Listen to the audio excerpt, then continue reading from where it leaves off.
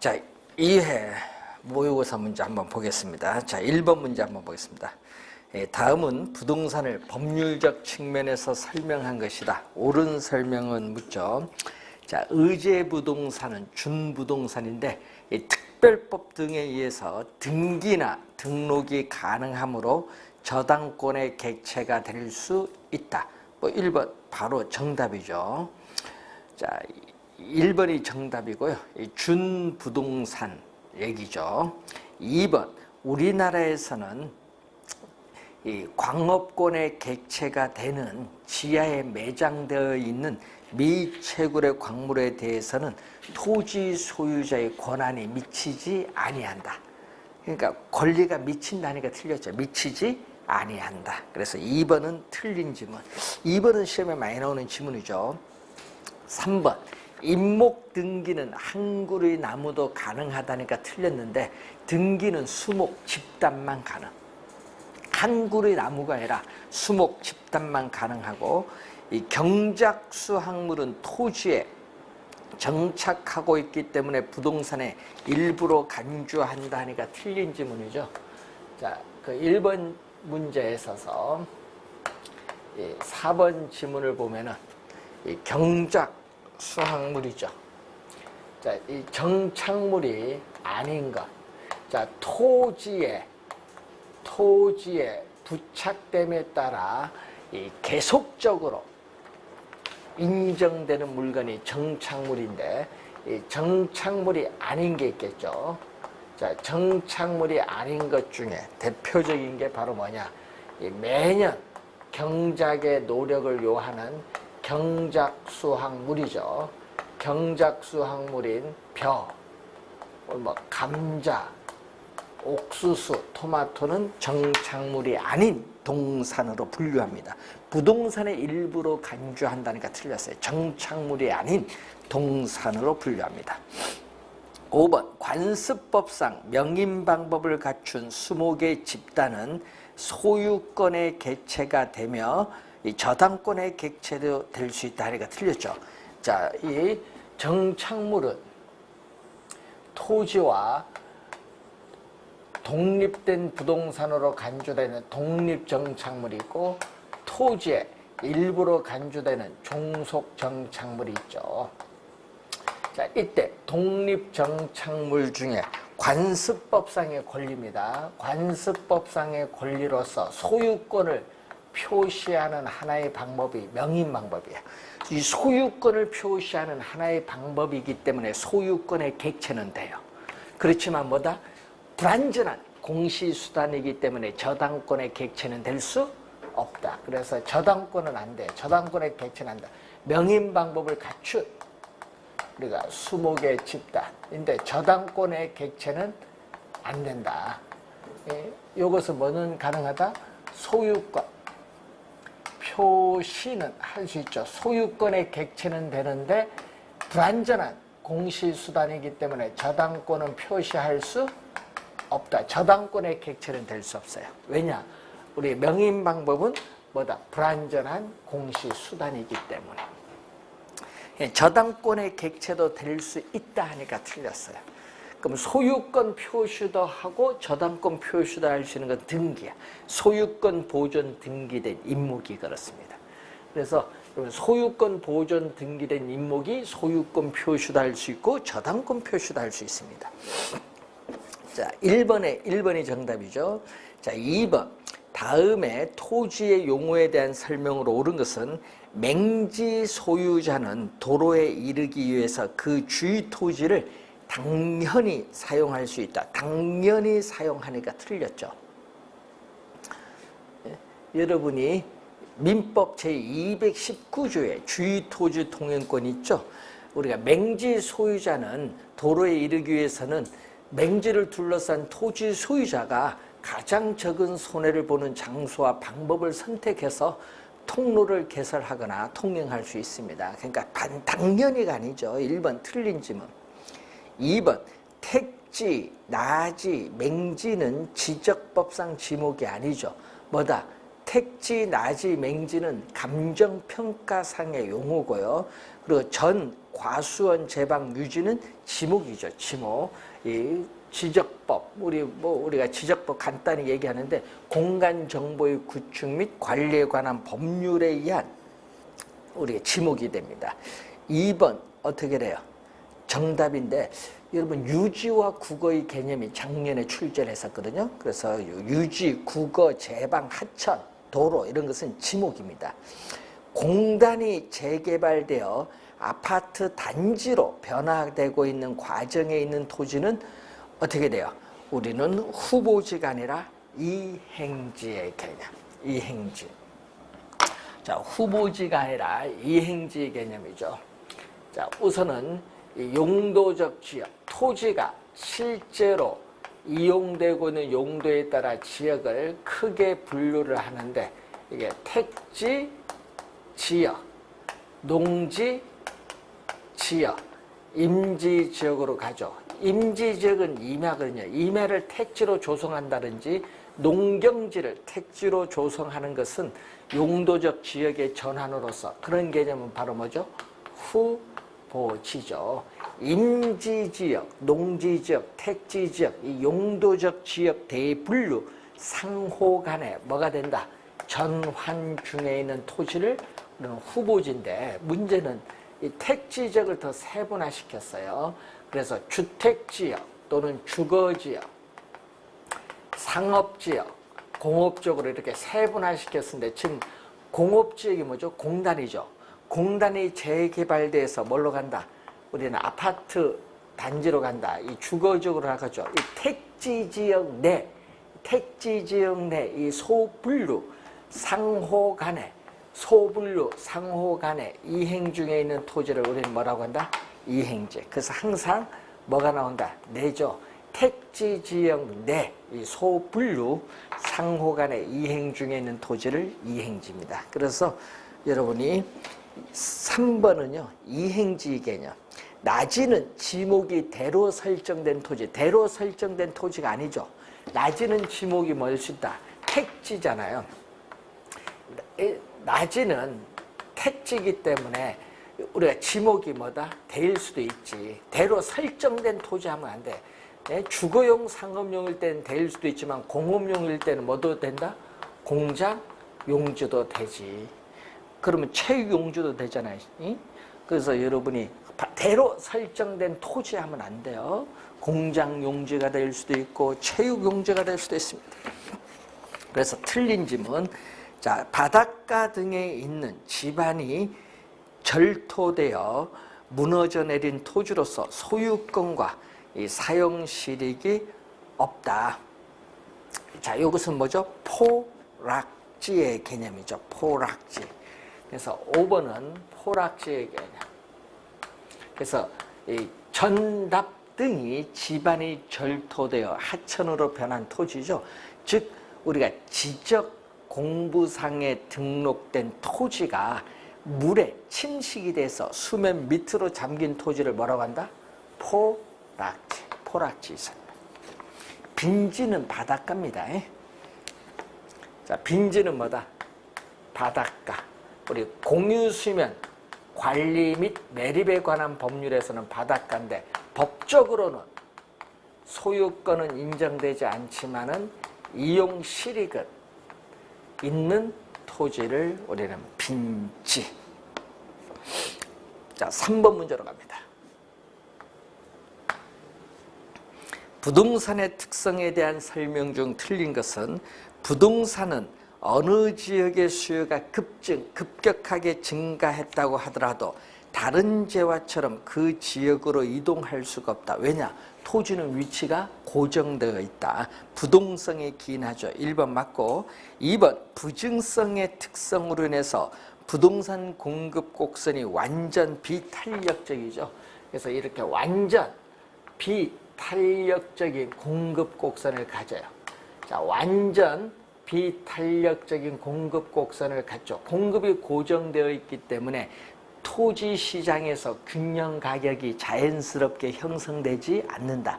그렇기 때문에 감정평가사에서 인위적으로 균형 가격을 구할 필요가 있습니다. 그래서 2번도 맞는데, 자, 완전 비탄력적인 수직선일 때는 공급량이 고정됐거든요. 그럼 가끔 시험에 이것도 나오죠. 토지 공급의 가격 탄력성은 얼마? 수직선일 때는 얼마? 제로. 이것도 알아둬야겠죠. 2번 맞고 3번. 토지는 노동이나 생산비를 투입을 하여도 물리적으로 재생산할 수는 없습니다. 물리적인 생산은 불가능하죠. 그래서 부증성 맞는 지문이고 3번 부증성 설명이죠. 4번 토지는 개별성이 강하기 때문에 토지 가격에는 일물 일가의 법칙이 적용되지 않는다. 그래서 뭐죠? 토지 상품은 우리 개별성의 특성으로 인해서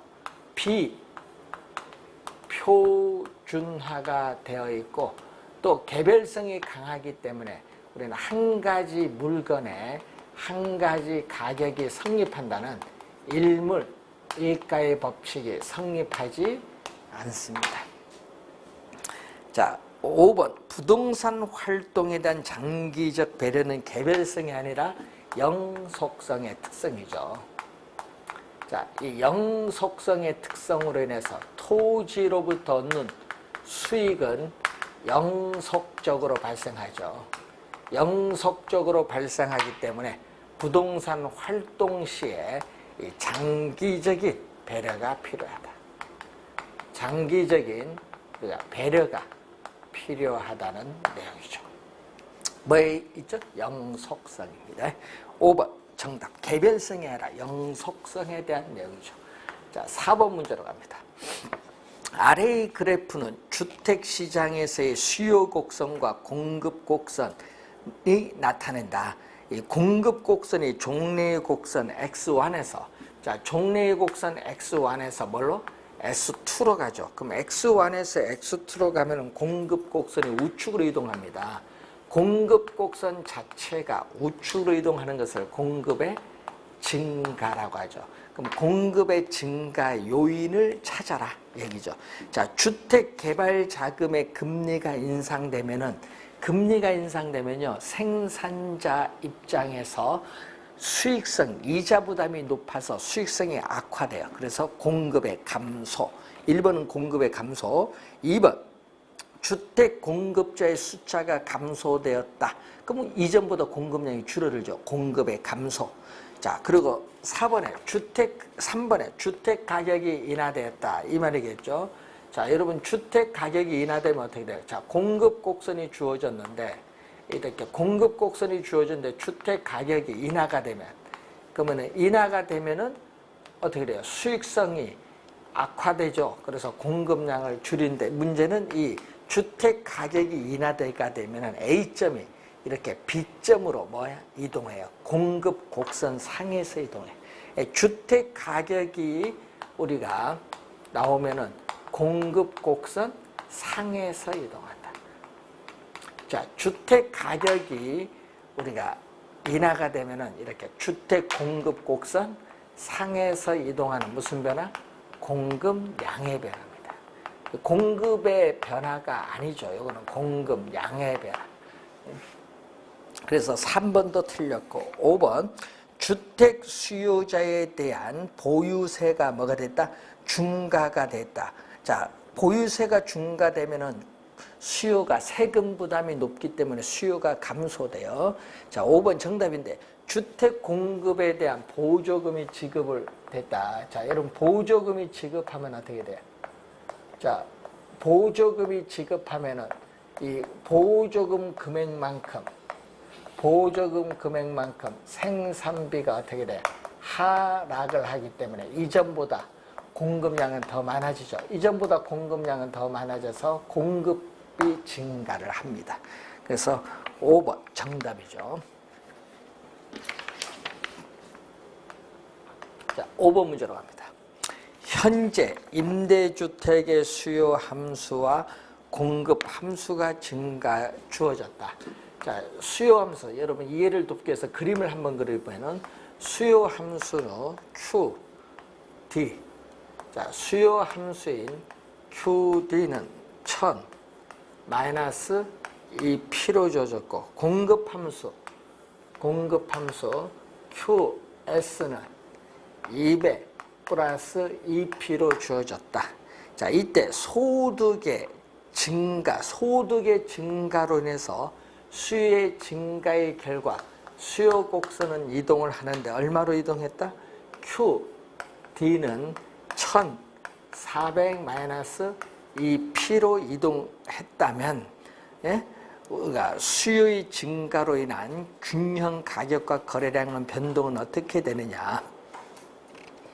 자, 그러면은 어떻게 나오죠? 우선 요 점이 바로 뭐가 돼? 최초의 균형. 최초의 균형이고 요거는 뭐다? 새로운 균형이죠. 그러면 최초의 균형에 비해서 균형 가격은 상승하고 거래량은 증가를 하는데, 자, 그래서 항상 우리는 균형을 물을 때는 어떻게 묻죠? 최초의 균형일 때는 항상 여러분이 균형이 나오면은 수요량과 공급량은 항상 뭐다? 같다.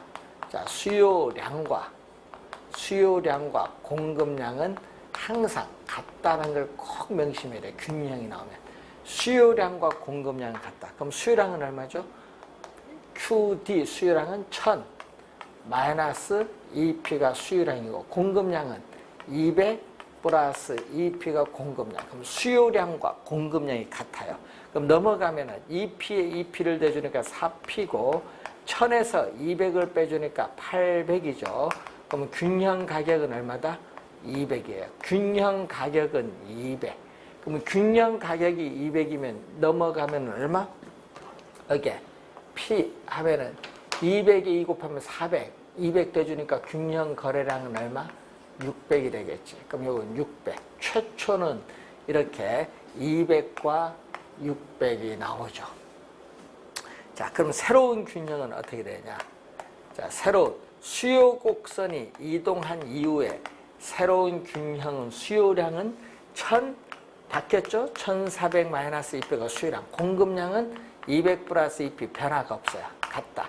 그럼 넘어가면 4P는 1400에서 200을 빼니까 1200이 되죠. 양변을 또 4로 나눠주니까 균형 가격은 300이죠. 균형 가격은 300이면 300에 2 곱하면 600. 여기 200 대주면 800. 여기에 800이고 여기에 300이죠. 그러면 균형 가격은 200에서 300으로 100만큼 상승하고 균형 거래는 600에서 800으로 200만큼 뭐한다?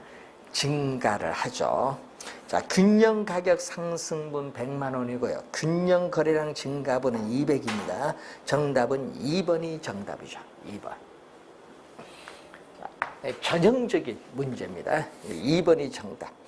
6번. 주거 서비스 공급 곡선이 임대료에 대해서 이렇게 완전 비탄력적이다.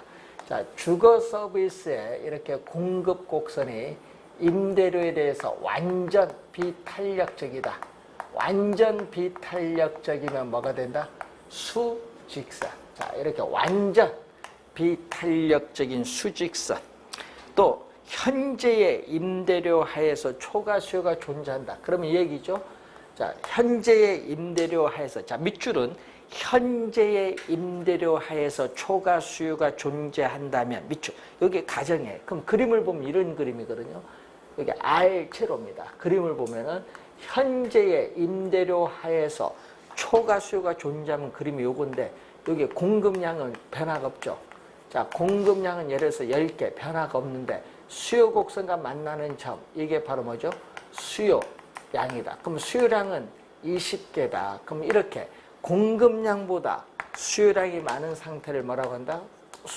공급량보다 수요량이 많은 상태를 초과 수요인데, 이렇게 R제로 이렇게 현재의 임대료에서 이만큼의 초과 수요가 존재했어요. 그러면은 공급량에 비해서 수요량이 많으면은 수요자 간의 경쟁에 의해서 어떻게 돼요? 가격은. 자, 수요자 간의 초과 수요자들의 경쟁에서 가격은 뭐 한다? 임대료는 상승을 하죠. 임대료는 상승하는데 중요한 건요, 거래량은 어떻게 돼? 거래량 공급량 10개니까 수요가 20개든 30개든 공급량은 고정됐기 때문에 거래량은 변화가 없어요. 그러니까 거래량 자체는 이렇게 임대료는 R0에서 R1으로 상승하지만 거래량 공급량이 고정되어 있기 때문에 거래량은 변화가 없다. 그래서 정답은 몇 번? 2번이 정답.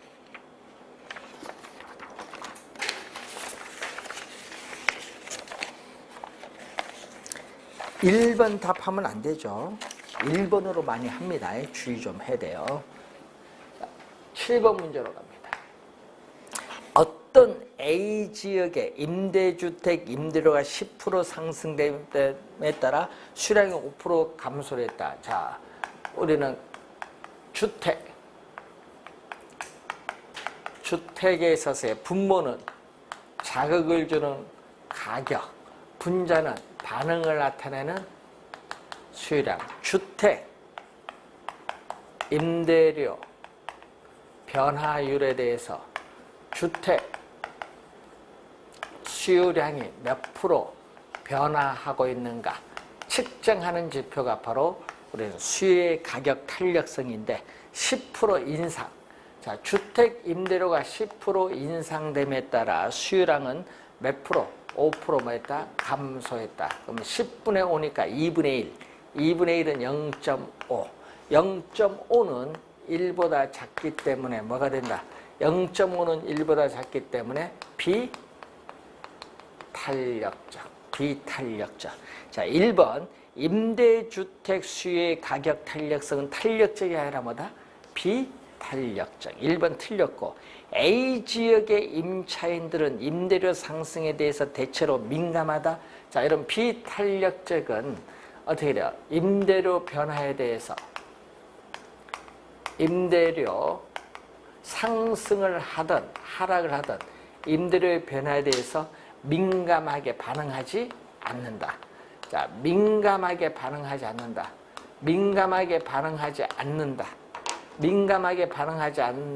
이게 비탄력적. 또 대체재가 비탄력적은 탄력적인 상품에 비해서 대체재가 또 비교적 적다. 대체재가 비교적 적다. 탄력적. 요 두 가지를 기억을 잘 해두셔야 돼요. 비탄력적은. 자, 2번 틀렸고 3번 A 지역은 임대료가 하락하면은 임대는 그만큼 더 큰 수익을 얻을 수 있다. 자, 여러분 거기 요 그림을 보면은 비탄력적은 이렇게 기울기가 급하죠. 비탄력적이죠. 자, 이때 여러분이 요 가격 임대료가 하락을 하면 어떻게 돼요? 자, 이렇게 이 가격과 요 수요량을 곱한 요 면적이 총수입이야. 총수입. 그러면 지금 총수입이 요거거든요. 지금 총수입이 이만큼의 총수입인데 가격이 하락한다. 가격이 이렇게 대폭 하락을 하더라도 수요량 증가폭은 미미해. 왜? 비탄력적이니까. 그러면은 이 가격과 수요량 곱한 이 면적이 총수입인데 그럼 이 노란 면적은 빨간 면적에 비해서 훨씬 줄어들거든요. 그래서 가격이 하락을 하면은 우리는 임대업자의 총수입은 뭐 한다? 우리는 감소해요. 자, 가격이 하락하면은 임대는 그만큼 더 큰 수익을 획득한다 하니까 들죠. 수익이 줄어듭니다. 그래서 또 A적 임대는 이렇게 가격이 오르면 어떻게 돼? 가격이 오르면 또 수요량 감소폭이 줄어들기 때문에 총수입은 증가합니다. 4번이 정답. A 지역은 임대주택에 대한 대체재가 비교적 많은 편 하니까 틀렸죠. 비교적보다 적은 편. 비교적 적다. 4번 정답이 되겠습니다. 8번 문제로 갑니다. 주택시장에서 주택 수요의 소득 탄력성은 3이고 현재 수요량은 2,000세대라고 가정을 하자.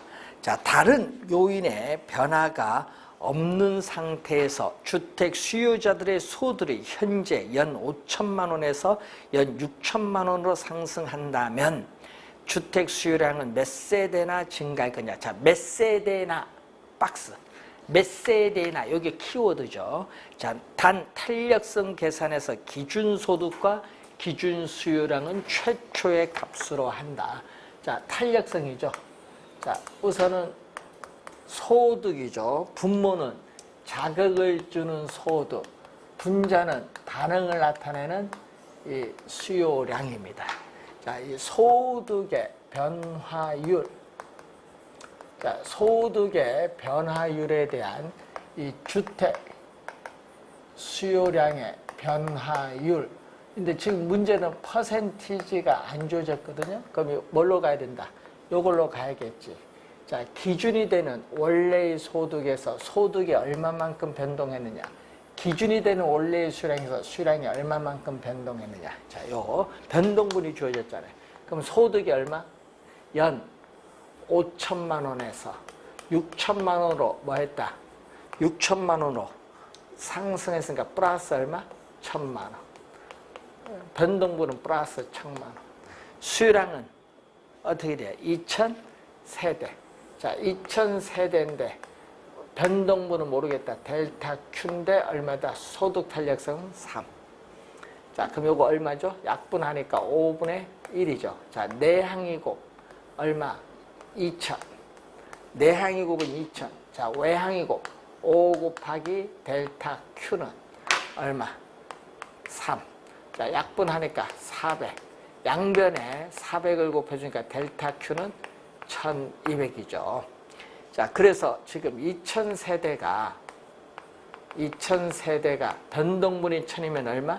3200세대로 우리는 증가하겠죠. 만약 시험 문제 몇 세대로 이 노가 나오면요. 몇 세대로 하면은 3200이 답인데 지금 문제에서 뭐를 물었다? 몇 세대나 아까 네모 씌웠죠? 몇 세대나 이걸로 물었거든요. 몇 세대나 나로 물었거든요. 그럼 답은 몇? 1200이 정답. 그래서 1200이 정답.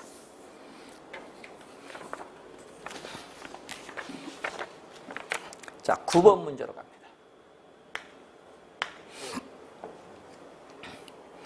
부동산 경기 변동에 관한 설명으로 틀린 것은 부동산 경기는 주기의 순환 국면이 일정하지 않은 경향이 있다. 이 불분명하고 뚜렷하지 않습니다. 맞는 질문. 부동산 경기는 일반 경기보다 후행하기도 하며 때로는 선행하기도 한다. 2번 맞고 3번 상향시장 국면에서 부동산 매매 시에 매도자는 가격이 오르기 때문에 거래의 성립 시기를 뒤로 미루려고 하고 매수자는 거래의 성립 시기를 앞당기려고 하는 경향이 있다. 그래서 무슨 국면이죠? 우리는 매도자가 중시되는 시장이죠. 그래서 이 상향 시장 회복은 가격이 뭐다? 오르기 때문에 부동산 중개 전문 활동 입장에서 뭐가 중시된다? 매도자가 중시되는 시장이 형성이 되죠. 자, 4번 후퇴시장 국면은 전반적인 부동산 활동이 뭐한다? 침체되기 시작을 하고 추가적인 침체가 가속화될 가능성이 많은 시장이 후퇴시장. 맞는 지문입니다.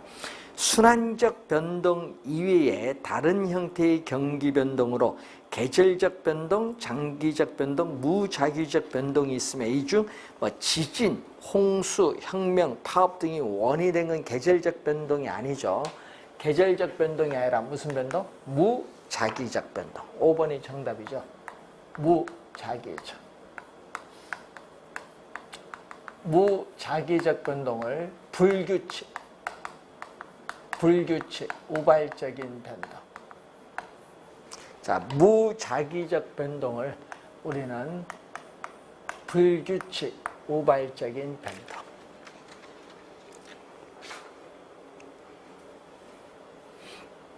뭐죠? 우리는 예기치 못한 사태. 정쟁, 혁명, 폭동, 이 지진이나 홍수 등의 자연재해, 정부의 급격한 정책의 변화, 예기치 못한 사태로 인해서 나타나는 비순환적인,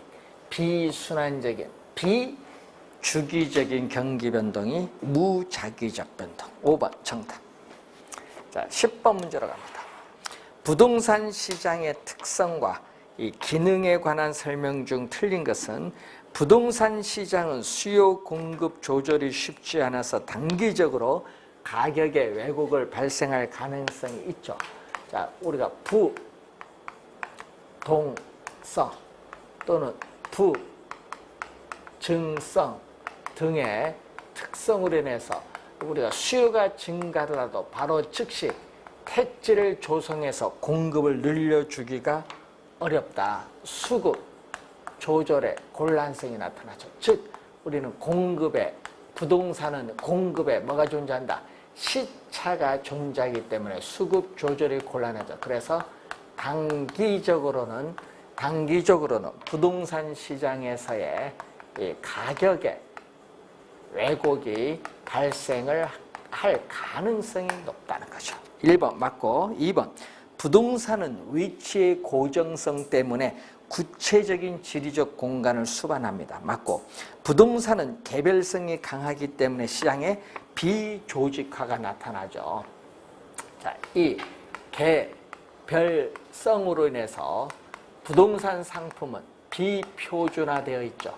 그래서 대량 생산을 할 수 없기 때문에 도매상이나 소매상과 같은 유통 이 기구가 어떻게 돼요? 존재하지 않아요. 그러다 보니까 시장이 조직적으로 체계화되어 있지 않습니다. 그래서 부동산 상품의 가격에 대한 집중적인 통제가 곤란하고, 그리고 부동산 거래 시 거래 비용이 많이 들죠.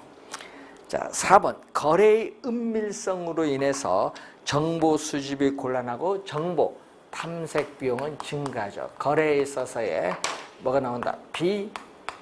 또 공개성 또는 은밀성. 부동산 거래 내용의 사실을 공개하기를 꺼려하기 때문에 정보 수집이 곤란하고 정보 비용이 증가합니다.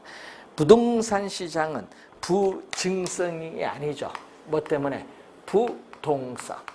위치가 고정되어 있기 때문에 일정한 우리가 공간에 한정되는 경향이 있습니다. 공간적 작용 범위가 일정한 지역에 한정되는 경향이 있는 국지적 지역 시장을 또 형성을 하죠. 뭐 때문에? 바로 부동성. 부증성이 아니라 부동성입니다. 5번 정답. 자, 11번 부동산 시장에 대한 정부의 공적 개입의 필요성 및 규제 방법에 관한 설명으로 틀린 것은 사적 시장에서의 시장 질서는 계층 간의 소득 불균형을 심화시킬 수 있으므로 우리는 정부의 개입이 필요하죠. 뭐를 위해서? 소득 재분배를 위해서. 부동산 시장은 정보의 비대칭성으로 적정한 자원 배분이 되지 못하기 때문에 자원을 효율적으로 배분하기 위해서 개입이 필요합니다. 주거복지 측면에서 최소한의 질적 수준을 갖춘 주택이 부족하기 때문에 우리는 주택을 공급을 하기 위해서 정부의 개입이 필요하죠. 토지는 공공재임으로 하니까 틀린 지문입니다. 자, 토지는 공공재가 아니에요. 토지는 사적 재화예요. 사적 재화. 토지는 사적 재화고요. 뭐가 아니다? 공공재가 아니다. 토지는 사적 재화고, 토지는 부증성의 특성에서 면적이 유한하다 보니까 공공재적인 성격을 갖추죠. 공공재적인 성격을 가진 재화지 공공재라고 안 합니다. 공공재적인 성격을 가진 재화죠. 대표적으로 예를 들면 뭐다? 산림 같은 거. 공공재적인 성격을 가진 재화지 사적 재화입니다. 공공재가 아닙니다. 4번 정답. 5번 공원 등과 같은 공공재인 경우에는 과소. 자, 공공재인 경우는 어떻게 돼요? 민간 시장 기구에 생산을 맡기게 되면은 수익자 부담의 원칙에 따라 비용을 지불해야겠죠. 그래서 어떻게 됩니까? 우리는 공공재에 대한 수요, 선호를 밖으로 표시를 하지 않기 때문에 과소 생산되는 경향이다. 사회적으로 필요한 양만큼 생산하지 못하고 어떻게 돼요? 과소 생산되는 경향이다. 과소가 포인트죠. 맞는 질문. 4번 정답입니다. 12번 토지 정책 수단에 관한 내용 중 옳은 것은 개발권 양도 제도를 통해서 자원 보전이라는 사회 목적 실현의 비용은 전부 보전지역 소유자가 부담한다. 보전지역이 아니라 누가 부담하죠? 개발 지역이죠. 자, 개발이 가능한 지역과 보전 지역이 있으면은 이 보전 지역의 토지 소유자, 자, 보전 지역의 토지 소유자는 개발 제한에 따르는 의도하지 않은 개발 제한에 따르는 의도하지 않은 우발적인 손실을 입게 되겠고 개발 지역의 토지 소유자는 또 우발적인 뭐를 이익을 얻게 되겠죠. 자, 그래서 이 보전 지역의 토지 소유자로부터 소유권과 개발권을 우리가 분리하는데 이 개발권은 보전 지역에서는 개발을 못해요. 그렇기 때문에 이 개발권을 시장 기구를 통해서 누구에게 개발 지역의 법정 허용 용적률 이상 개발을 원하는 토지 소유자에게 매각함으로써 우발적인 손실에 대한 보상을 받는 제도가 바로 TDR이죠. 그러니까 보전지역의 토지 자원 보전을 우리 비용은 누가? 개발지역, 개발권을 매입을 하는 개발지역 토지 소유자가 부담합니다. 보전지역이 아니죠. 1번 틀린 질문. 2번 오늘날 선진국에서는 TDR 제도의 문제점을 보완하기 위해서 이걸 실시하고 있다니까 또 틀린 질문이죠. 자, 개발권을 미리 매입을 하는 제도, 선매, 미리 매입을 하는 제도고 또 개발권을 국가에 귀속을 또 시켜서 개발권을 국가에 귀속시켜서 개발을 원하는 시기에 허가를 받도록 하는 그러한 제도죠. 자, 개발권, 선매 제도, 허가 제도의 단점, 즉 뭐죠? 개발권을 국가가 미리 매입이나 귀속시키는데 비용을 국가가 부담하는데 그 단점을 보완해요. 그럼 TDR은 누가? TDR은 국가나 지방자치단체 같은 공공이 부담하는 것이 아니라 개발지역 토지 소유자인 사적 주체가 손실에 대한 보상을 해줘요. 그래서 이 단점을 보완해서 나타난 게 바로 TDR이에요. 그래서 2번도 틀린 질문. 3번 부동산에 대한 부담금 제도나 보조금 제도는 정부에 있어서의 이 부동산 시장에 대한 직접 개입이 아니라 간접 개입입니다. 간접 개입. 그래서 우선 또 틀린 질문이죠.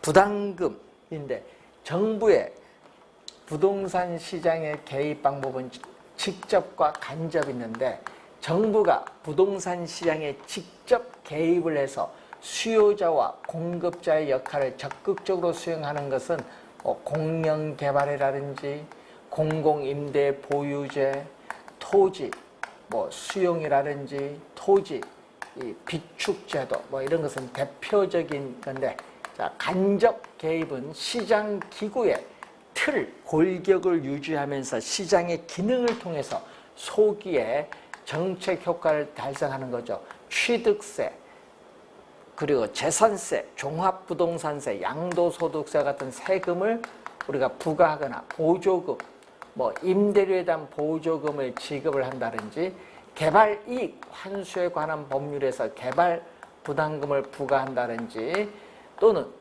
어떻게 돼요? 재건축 부담금을 부과한다든지 하여튼 이 부담금을 부과하는 거 간접 개입이죠. 그리고 행정상 지원을 해준다든지 금융상 지원, 정부가 금융기관을 통해서 지원하거나 규제하는 대표적으로 LTV와 DTI 요즘 많이 나오죠. 간접기업입니다. 3번 정답. 3번 틀린 질문. 정답이 아니라 틀린 질문. 4번 서구 선진국들은 공공부문이 토지를 미리 매입을 할 수 있는 권리인 선매권 등을 행사하여 국공유지 확대를 꾀하고 있으며 이를 토대로 공공시설의 정비, 공공주택 공급, 계획적인 도시환경 조성 등을 도모하고 있다. 자, 12번 문제는 4번이 정답. 아무런 하자가 없습니다. 5번 공공이 현재 필요한 개발된 토지가 아니라 미개발된 토지. 예? 어떻게 돼요? 현재가 아니죠. 미래를 위해서. 그래서 토지 비축제도. 자, 이 토지 비축제도의 개념, 토지은행제도의 개념은 현재가 아니라 현재 필요한 개발된 토지가 아니라 뭐죠? 미래의 용도를 위해서. 그러니까 현재 필요한 게 아니라 미래의 용도를 위해서 미개발된 토지야. 미개발된 토지. 미래의 용도를 위해서 미개발된 토지를 저렴한 가격으로 대량으로 매입을 해요. 그래서 공공시설 용지를 적시에 공급해 주거나 민간에게 비싼 가격으로 매각, 임대하는 제도가 토지 비축제도. 개념 시험에 많이 나오죠. 5번 틀린 질문. 자, 13번 문제로 갑니다. 자, 주택시장에서 발생하는 형상에 대한 내용 중 틀린 것은 주택시장에서는 여가로 인한 공급이 발생하는데 이 하향 여가가 일반적인 형상이죠. 자, 여가 과정은 주택의 순환 현상이죠. 자, 여가 과정은 우리가 주택에서의 순환. 주택은 고정되어 이동할 수 없는데 순환한다는 것은 주택에 살고 있는 주민들이 이사를 간다는 형상이죠.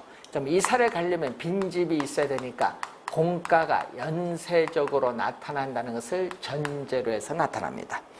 자, 상향 여가와 하향 여가가 있는데 우리가 일반적으로 여가라고 하면 아까도 얘기했듯이 하향 여가가 일반적인 형상이다.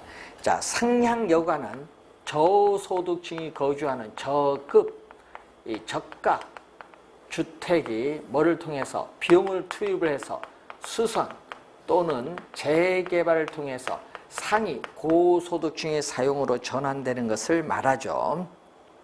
그래서 상향여가는 천이기에서 활발하게 전개되는 것이 아니라 인근 지역의 생애 주기 중 어디서 성장기입니다. 천이기가 아니라 성장기. 그래서 2번 정답. 3번 보수 비용이 가치 증분보다 크다고 해서 반드시 주택에 대한 보수가 이루어지는 것은 아니다. 왜? 소득이 낮으면 보수가 이루어지지 않을 수도 있어요. 소득이 낮으면. 부의 외부 효과는 하향 여가와 관련되고 정의 외부 효과는 상향 여가와 관련되죠. 그래서 이 외부 효과가 또 영향을 주죠. 저소득층이 거주하는 주택인 불량주택이 발생하는 근본적 원인은 시장의 실패 때문이 아닙니다. 바로 소득이 낮기 때문에 생기는 소득 문제입니다. 이 소득이 높은 고소득층은 자신의 소득에 맞는 고급 주택을 소비하고 소득이 낮은 저소득층은 또 자신의 소득에 맞는 불량주택을 소비하죠. 그래서 소득에 따라 주택 자원이 효율적으로 배분이 이루어지고 있기 때문에 나타나는 형상이다. 이렇게 보시면 되겠습니다. 자, 13번 문제까지 풀었고요. 잠시 쉬고 14번부터 풀어보도록 하겠습니다.